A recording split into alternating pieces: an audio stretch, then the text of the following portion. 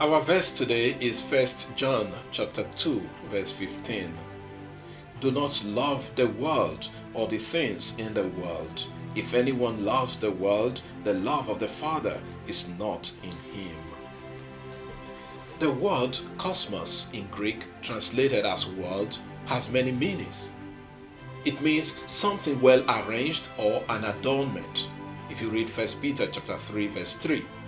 In an inclusive sense, cosmos refers to the entire universe. Read Matthew 25 verse 34, John 17 verse 5. It also means the world as the earth or planet we live. If you read Matthew chapter 4 verse 8 and Luke chapter 12 verse 30.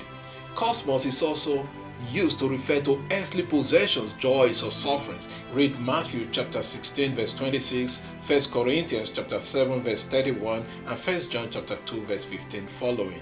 And lastly, it is that which is hostile to or alienated from God, lost in sin, ruined or unredeemed. Read John chapter 7 verse 7, chapter 8 verse 23, 1 Corinthians chapter 2 verse 12, Galatians chapter 6 verse 14 and 1 John chapter 4 verse 17.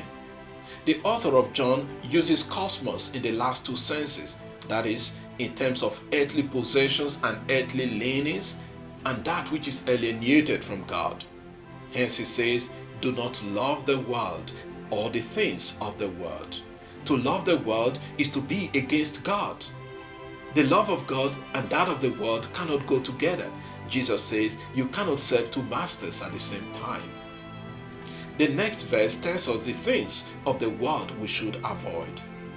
For all that is in the world, desires of the flesh and the desires of the eyes and the pride of life is not from the Father, but is from the world. 1 John chapter 2 verse 16.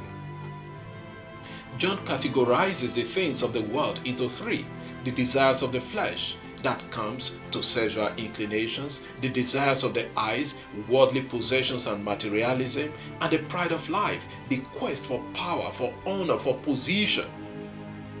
Those who seek sexual pleasures, worldly possessions, and power live in the world. John concludes our verse by saying, if anyone loves the world, the love of the Father is not in him. Let us look inwards today at ourselves. Am I guilty of these things? Is my heart only after the things of the flesh, sexual immorality? Am I only thinking of material things, what to buy and what others have that I do not have? Am I after the latest brand in the market?